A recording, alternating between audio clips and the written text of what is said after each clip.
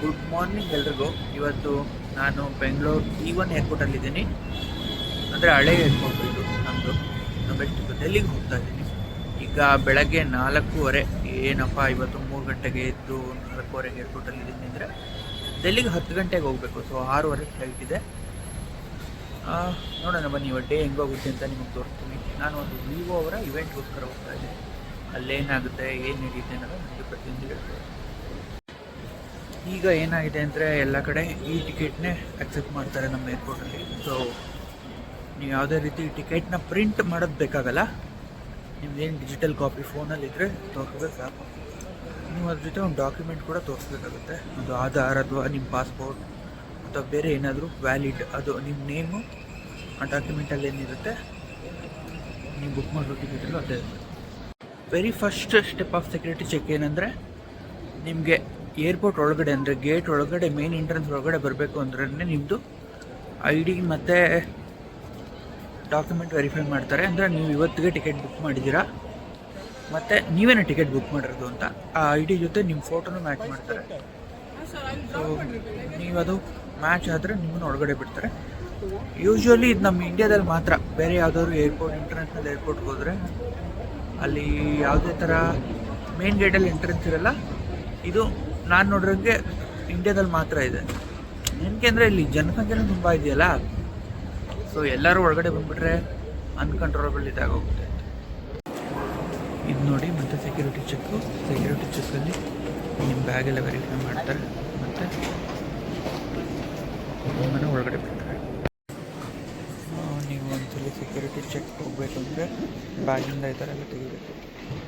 Laptop, belt, power bank, charger, ನಿಮ್ಮ wallet, watch ಏನೇ ಇದ್ದರೂ ಪ್ರತಿಯೊಂದಿದ್ರೂ ರಿಮೂವ್ ಮಾಡಿ, ಬ್ಯಾಗಿಂದ ರಿಮೂವ್ ಮಾಡಿ ಟ್ರೇಯಲ್ಲಿ ಹಾಕಬೇಕು. ಆಫ್ಟರ್ ಸೆಕ್ಯೂರಿಟಿ ಮತ್ತು ಬ್ಯಾಗ್ ಇಟ್ಕೋಬೇಕು. ಇನ್ನೊಂದು ಇಂಪಾರ್ಟೆಂಟ್ ಥಿಂಗ್ ಏನಂದರೆ, 2 ಥರ ಲಗೇಜ್ ಇರುತ್ತೆ ನೀವು ಏರ್ಪೋರ್ಟಲ್ಲಿ ಹೋಗಬೇಕು ಅಂದರೆ. ಒಂದು ಚೆಕ್-ಇನ್ ಲಗೇಜು ಮತ್ತು ಇನ್ನೊಂದು ಕ್ಯಾಬಿನ್ ಲಗೇಜ್ ಅಂದ್ಬಿಟ್ಟು. ಕ್ಯಾಬಿನ್ ಲಗೇಜ್ ಅಂದರೆ ನಾನು ಬ್ಯಾಗ್ ಹಾಕ್ಕೊಂಡಿದ್ದೀನಲ್ಲ, ಇದು ಒಂದು ಕ್ಯಾಬಿನ್ ಲಗೇಜನ್ನೇ. ಅಂದರೆ ನೀವು ಈ ಲಗೇಜನ್ನ ನಿಮ್ಮ ಜೊತೆ ಫ್ಲೈಟಲ್ಲಿ ತೊಗೊಂಡು ಹೋಗ್ಬೋದು. ಅದು ನಿಮ್ಮ ಜೊತೆ ಫ್ಲೈಟಲ್ಲೇ ಬರುತ್ತೆ. ಬಟ್ ಅಂದರೆ ಕ್ಯಾಬಿನ್ ಮೇಲೆ, ನಿಮ್ಮ ಸೀಟ್ ಮೇಲೇನೇ ಇರುತ್ತೆ, ಅಲ್ಲಿ ನೀವು ಇಟ್ಕೋಬೋದು. ಮತ್ತು ಚೆಕ್-ಇನ್ ಲಗೇಜ್ ಅಂದರೆ ನೀವು ಕೆಳಗಡೆನೇ ಸಬ್ಮಿಟ್ ಮಾಡಬೇಕು. ಅದು ಏರ್ಪೋರ್ಟಲ್ಲಿ ಏನು ಲಗೇಜ್ ಬಾಕ್ಸ್ ಇರುತ್ತೆ ಅದ್ರ ಜೊತೆ ಹೋಗುತ್ತೆ. ಸೊ ಅದ್ರದ್ದು ಜಾಸ್ತಿ ಇರುತ್ತೆ. ನೀವು ಯೂಶ್ವಲಿ ಕ್ಯಾಬಿನ್ ಲಗೇಜ್ ಅಂದರೆ ಲೆಸ್ ದೆನ್ 7 kg ಇರಬೇಕು ಅನ್ನೋದೊಂದು ರೂಲ್ಸು. ಆಮೇಲೆ ಒಂದು ಬ್ಯಾಗ್ ಇರಬೇಕು, ಅಥವಾ 2 ಬ್ಯಾಗ್ ಇದ್ದರೂ ಬಿಡ್ತಾರೆ ಸಣ್ಣ ಬ್ಯಾಗ್ ಆಗಿದ್ದರೆ. But usually it is 1 bag. ಈಗ ನನ್ನ ಮೇನ್ ಸೆಕ್ಯೂರಿಟಿ ಕ್ಲಿಯರ್ ಆಯಿತು. ಈಗ ನಾನು ಟರ್ಮಿನಲ್ ಇಡಕ್ಕೆ ಬರ್ತಾ ಇದ್ದೀನಿ. ಸೊ ನೋಡ್ಬೋದು ಇಲ್ಲಿ 2, 3 ಅಂತ. ಅಂದರೆ ಒಂದೊಂದು ಟರ್ಮಿನಲ್ಲಿ ಒಂದೊಂದು ಫ್ಲೈಟ್ ಬಂದು ನಿಂತ್ಕೊಳುತ್ತೆ. ನಿಮ್ಮದು ಟಿಕೆಟ್ ಮೇಲೆ ನಿಮ್ಗೆ ಯಾವ ಟರ್ಮಿನಲ್ ಬಂದಿದೆ ಅಂತ ಇರುತ್ತೆ. ಅದನ್ನು ನೋಡಿಕೊಂಡು ನೀವು ಆ ಟರ್ಮಿನಲ್ ಹತ್ರ ವೆಯ್ಟ್ ಮಾಡ್ಬೋದು. ಸೊ ನೀವು ಫಸ್ಟ್ ಟೈಮ್ ಏರ್ಪೋರ್ಟ್ಗೆ ಹೋಗ್ತಾ ಇದ್ದೀರಾ ಅಥವಾ ಯಾವಾಗಲಾಗಲಿ ಏರ್ಪೋರ್ಟ್ಗೆ ಹೋಗ್ತಾ ಇದ್ದೀರಾ ಅಂದರೆ, ನಿಮ್ಮ ಫ್ಲೈಟ್ 6 ಗಂಟೆಗಿದ್ದರೆ 4 ಗಂಟೆಗೆ ಏರ್ಪೋರ್ಟ್ ರೀಚ್ ಆಗೋಕ್ಕೆ ಟ್ರೈ ಮಾಡಿ. ಸೊ ಒಂದೊಂದ್ಸಲಿ ಏನಾಗೋಗುತ್ತೆ ಅಂದರೆ, ಈಗ ನನ್ನ ಸೆಕ್ಯೂರಿಟಿ ಕ್ಲಿಯರ್ ಮಾಡೋಕ್ಕೆ ಒಂದು 10 ಮಿನಿಟ್ಸ್ ಆಯಿತು. ಕೆಲವೊಂದ್ಸಲಿ ಜನ ಜಾಸ್ತಿ ಇದ್ದರೆ ಸ್ವಲ್ಪ ಲಾಂಗ್ ಆಗುತ್ತೆ ಟೈಮು. ಅಂದರೆ ಒಂದು 20 ಮಿನಿಟ್ಸ್, 25 ಮಿನಿಟ್ಸ್ ಕೂಡ ಆಗ್ಬೋದು. ನೀವೇನಾದರೂ 5 ಗಂಟೆಗೆ ಬರ್ತೀರಾ ಅಥವಾ ಅಲ್ಲಿ ಜನ ಜಾಸ್ತಿ ಆಗೋದ್ರು ಅಂದರೆ ನಿಮಗೆ ಸೆಕ್ಯೂರಿಟಿ ಕ್ಲಿಯರೆನ್ಸು ಲೇಟ್ ಆಗ್ಬೋದು. ಆವಾಗ ಮತ್ತೆ ಕೆಲವೊಂದ್ಸಲಿ ಫ್ಲೈಟ್ ಮಿಸ್ ಆಗೋ ಚಾನ್ಸ್ ಇರುತ್ತೆ. ಫ್ಲೈಟು ನಿಮಗೆ ಯೂಶ್ವಲಿ ಬೋರ್ಡಿಂಗು 40 ನಿಮಿಷ ಮುಂಚೆ ಶುರು ಮಾಡ್ತಾರೆ. ಒಂದು 30-35 ನಿಮಿಷ ಮುಂಚೆನೇ, ಅಂದರೆ ಡಿಪಾರ್ಚರ್ ಟೈಮಿನ ಮುಂಚೆನೇ ಬೋರ್ಡಿಂಗ್ ಸ್ಟಾಪ್ ಮಾಡ್ತಾರೆ. ಅಂದರೆ ನೀವು ಯಾರನ್ನೂ ಬೋರ್ಡ್ ಮಾಡ್ಕೊಳಲ್ಲ. So it is always best to be on the safer side and come as early as possible. ನಿಮಗೆ ಆದರೆ ಒಂದು ವಿಡಿಯೋದಲ್ಲಿ ಲೌಂಜ್ ಹೆಂಗಿರುತ್ತೆ, ಲೌಂಜಲ್ಲಿ ಏನೇನು ಫೆಸಿಲಿಟಿ ಸಿಗುತ್ತೆ ಅನ್ನೋದನ್ನು ನಾನು ತೋರಿಸ್ಕೊಡ್ತೀನಿ. ಈಗ ನನ್ನದು ಬೋರ್ಡಿಂಗ್ ಪಾಸು ನೆನ್ನೆನೇ ಜನ್ರೇಟ್ ಆಗಿರೋದ್ರಿಂದ ಅದರಲ್ಲಿ ಗೇಟ್ ನಂಬರ್ ಮೆನ್ಷನ್ ಆಗಿಲ್ಲ. ಸೊ ಈ ಥರ ನಿಮಗೆ ನೋಟಿಸ್ ಬೋರ್ಡ್ಗಳಿರುತ್ತೆ ಅಲ್ಲಲ್ಲಿ. ಸೊ ಅಲ್ಲಿ ನೀವು ನಿಮ್ಮದು ಫ್ಲೈಟ್ ನಂಬರ್ ನೋಡಿಕೊಂಡು ವೆರಿಫೈ ಮಾಡಿಕೊಂಡು ತೊಗೋಬೋದು. ಈಗ ನಾನು ಡೆಲ್ಲಿಗೆ ಹೋಗ್ತಾ ಇದ್ದೀನಿ. 6:43 ನನ್ನ ಫ್ಲೈಟು. 6:55 ಡಿಪಾರ್ಚರ್ ಇದೆ. ಗೇಟ್ ನಂಬರ್ ನೋಡ್ಬೋದು ನೀವು 28 ಇದೆ. ಸೊ ನಾನು ಇವಾಗ ಗೇಟ್ ನಂಬರ್ 28 ಕಡೆ ಹೋಗ್ತೀನಿ. ಈಗ ಸುಮಾರು ಒಂದು 5 ಗಂಟೆ. ಸೊ ನನಗಿನ್ನೂ 1.5 ಅವರ್ಸ್ ಟೈಮ್. ನೀವು ಬೆಂಗಳೂರು ಏರ್ಪೋರ್ಟಲ್ಲಿ ಊಟ ತಿಂಡಿಗೆ ಏನು ತಲೆ ಕೆಡಿಸ್ಕೊಂಡಿಲ್ಲ. ಬಟ್ ಏನಂದರೆ ಸ್ವಲ್ಪ ಎಕ್ಸ್ಪೆನ್ಸಿವ್ ಇರುತ್ತೆ ಅನ್ನೋದು ಬಿಟ್ಟರೆ ನಿಮಗೆ ಪ್ರತಿಯೊಂದು ಸಿಗುತ್ತೆ. ಸೊ ನಿಮ್ಮ ಬಜೆಟ್ ಏನಿದೆ, ನೀವೇನು ತಿನ್ನೋಕ್ಕೆ ಇಷ್ಟಪಡ್ತೀರ ಅನ್ನೋದು ನಮ್ಮ ಪ್ರಕಾರ ನೀವೇನೇನು ಬೇಕಾದರೂ Good morning, ladies and gentlemen. May I have your kind ಈ ಥರ attention, ಕೆಲವೊಂದು please? ಫ್ಲೈಟಿಗೆ ಅನೌನ್ಸ್ಮೆಂಟು Boarding ಮಾಡ್ತಾರೆ, call for passengers traveling to but Delhi. ತುಂಬ ಫ್ಲೈಟ್ಗಳು ಅನೌನ್ಸ್ಮೆಂಟ್ ಮಾಡಲ್ಲ, ನೀವೇ ಹುಡ್ಕೊಂಡು ಹೋಗ್ಬೇಕು. Requesting for Delhi passengers, kindly board the flight number 28 ಅಂತ ಬರ್ತದೆ. 25. I repeat, gate number 20. Thank you. ಮತ್ತು ಕೆಫೆಗಳಿದೆ, ಪ್ರತಿಯೊಂದು ಇದೆ ಇಲ್ಲಿ. ನಾನು 28 ನೋಡಿ ಇಲ್ಲೇ ಇದೆಯಲ್ಲ, ಇಲ್ಲೇ ನನ್ನ ಫ್ಲೈಟ್ ಬರೋದು. ನಾನು ರಾತ್ರಿ ಏನು ಊಟ ಮಾಡಿರಲಿಲ್ಲ, ಬನ್ನಿ KFC ಏನಾದರೂ ತಗೊಳ್ಳೋಣ. ನೀವು ಏರ್ಪೋರ್ಟಲ್ಲಿ ಶಾಪಿಂಗ್ ಬೇಕಾದರೂ ಮಾಡ್ಬೋದು. ಯೂಶ್ವಲಿ ಕೆಲವೊಂದೆಲ್ಲ ಸ್ವಲ್ಪ ಎಕ್ಸ್ಪೆನ್ಸಿವ್ ಇರುತ್ತೆ ಫುಡ್ ಥರನೇ, ಬಟ್ ನಿಮ್ಗೆ ಒಳ್ಳೊಳ್ಳೆ ಲಕ್ಸುರಿ ಪ್ರಾಡಕ್ಟ್ಸು ಎಕ್ಸ್ಪೀರಿಯೆನ್ಸ್ ಮಾಡೋಕ್ಕೆ ಇಲ್ಲಿ ಆರಾಮಾಗಿ ಸಿಗುತ್ತೆ. ಈಗೇನು ಡಿಸೈಡ್ ಮಾಡಿದೆ ಅಂದರೆ KFC ಬೇಡ ಅಂತ, ಯಾಕೋ ರೇಟ್ ಸ್ವಲ್ಪ ಜಾಸ್ತಿ ಇತ್ತು. ಬೇರೆ ಏನಾದರೂ ನೋಡೋಣ ಬನ್ನಿ. ನೋಡಿ, ಇದು ಏರ್ಪೋರ್ಟಲ್ಲಿ ಮಾತ್ರ ಒಂದು ಸ್ಪೆಷಲಾಗಿ ಕುಡಿಯೋ ವಾಟರ್ ಫೌಂಟೇನ್ ಇರ್ಬೋದು. ಇದರಲ್ಲಿ ನೀರು ಹೆಂಗೆ ಕುಡಿಯೋದ್ರೆ ನಮ್ಮ ಸೆನ್ಸರ್ ಇರುತ್ತೆ, ನೀವು ಸೆನ್ಸರ್ ಇದು ಮಾಡಿದ್ರೆ ನೀರು ಬರುತ್ತಿಲ್ಲ.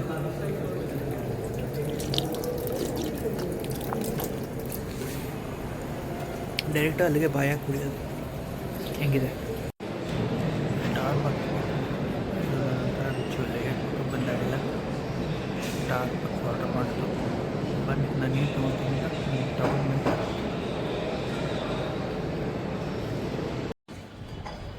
ಬೆಳಗ್ಗೆ ಬಿಸಿ ಬಿಸಿ ಕಾಫಿ. ಏನು ಕಾಫಿ ಆರ್ಡ್ರ್ ಮಾಡಿದ್ದೀನಿ ಅಂದರೆ ತೋರಿಸ್ತೀನಿ ನೋಡಿ, ಕ್ಯಾರಮೆಲ್ ಮಾಕಿಯಾಟೋ ಅಂದ್ಬಿಟ್ಟು ತುಂಬ ಎಕ್ಸ್ಪೆನ್ಸಿವ್ ಕಾಫಿ, ಒಂದು 450 ರೂಪಾಯಿ. ನೀವು ಅಂದ್ಕೊಬೋದು ಏನು ಇಷ್ಟೊಂದು ಚೆನ್ನಾಗಿರುತ್ತಾ ಅಂದ್ಬಿಟ್ಟು, ಅದು ಕುಡ್ದವ್ರಿಗೆ ಗೊತ್ತು. ಬನ್ನಿ ಟೇಸ್ಟ್ ಮಾಡೋಣ.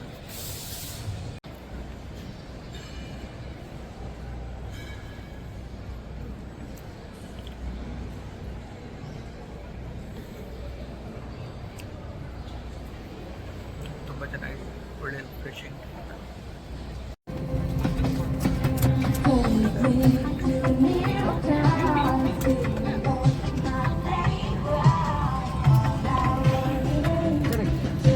Guys are settled for this departure.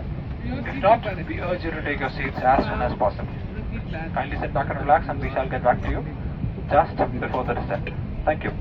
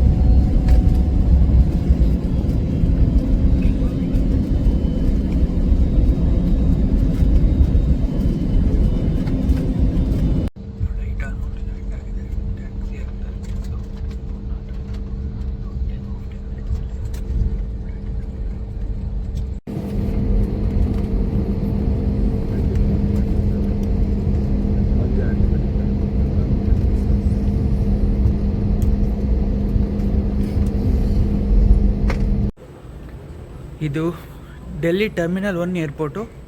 Mostly domestic ಫ್ಲೈಟ್ಗಳು ಇಲ್ಲಿ ಲ್ಯಾಂಡ್ ಆಗುತ್ತೆ. ಸೊ ಇಂಡಿಗೋನು ಇಲ್ಲೇ ಲ್ಯಾಂಡ್ ಆಗಿದೆ.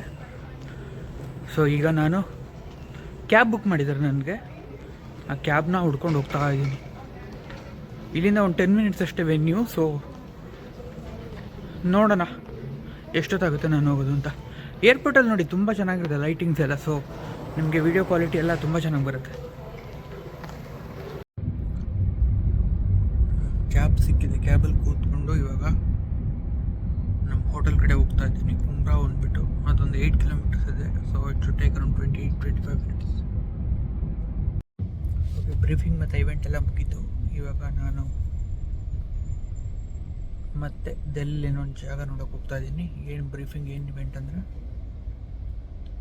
ಇದು. ನಾನು ಈ ವಿಡಿಯೋ ಆಗೋದ್ರೊಳಗಡೆ ಈ ಫೋನ್ ಲಾಂಚ್ ಆಗಿರುತ್ತೋ ಲಾಂಚ್ ಆಗಿರಲ್ವೋ ಗೊತ್ತಿಲ್ಲ. ಮೋಸ್ಟ್ಲಿ ಲಾಂಚ್ ಆದಮೇಲೆ ಮಾಡಿದ್ರೆ ಅದ್ರ ಬಗ್ಗೆ ಹೇಳ್ತೀನಿ. ಇದು ವಿವೋ V50 ಒಂದು ಕ್ಯಾಮ್ರಾ ಸೆಂಟ್ರಿಕ್ ಫೋನು. ಅದ್ರ ಬಗ್ಗೆ ಇನ್ಫಾರ್ಮೇಷನ್ನು ನೆಕ್ಸ್ಟ್ ಮುಂದೆಗಿನ ಬ್ಲಾಗಲ್ಲಿ ಕೊಡ್ತೀನಿ.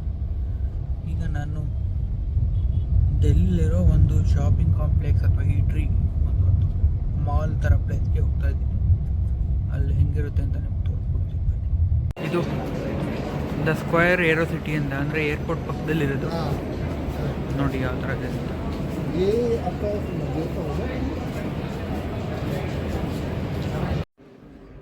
ಉಂಬ್ರೋದಲ್ಲಿ ರೂಮ್ ನಂಬರ್ 130 ಕೊಟ್ಟಿದ್ದಾರೆ. ಬನ್ನಿ ನೋಡೋಣ ಹೆಂಗಿರುತ್ತೆ ಅಂತ.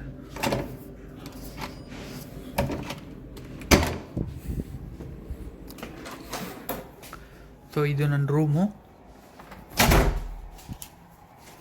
ಇಲ್ಲಿ ಯೂಶ್ವಲಿ ಕಾರ್ಡ್ ಏನು ಹಾಕ್ಬೇಕಾಗಿಲ್ಲ ಅನ್ಸುತ್ತೆ, ಯಾಕಂದರೆ ಟಿ ವಿ ಎಲ್ಲ ಓಡ್ತಾ ಇದೆ. ಇದು ನೋಡಿ ವಾಶ್ರೂಮು.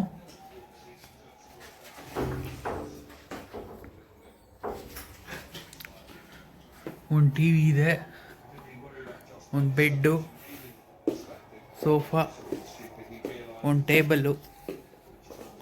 ವ್ಯೂ ಏನು ಕೊಟ್ಟಿದ್ದಾರೆ? ಸ್ವಿಮ್ಮಿಂಗ್ ಪೂಲ್ ಇದೆ. ಸೊ ಇದು ರೂಮಿದೆ.